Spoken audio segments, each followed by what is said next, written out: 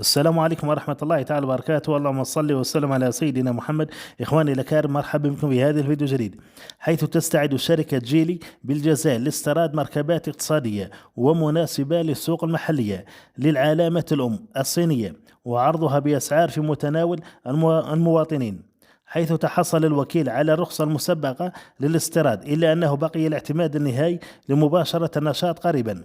وكما ضمن الوكيل على انتشار شبكة توزيع عبر التراب الوطني، التزاما بما جاء في دفتر الشروط الجديد لاستيراد سيارات.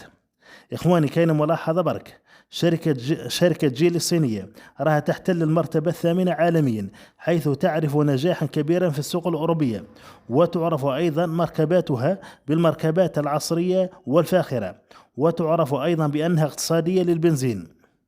وكما أنه متوقع أن أسعار السيارات في الجزائر مرشحة للانخفاض بعد دخول السيارات الصينية والآسيوية. وفي الأخير نقول إن شاء الله سوف نعرف انخفاض حقيقي للأسعار بعد دخول هذه المركبات الصينية والآسيوية. وفي الأخير إخواني، الرجاء منكم الاشتراك في القناة لكي يصلكم كل جديد، والسلام عليكم ورحمة الله تعالى وبركاته.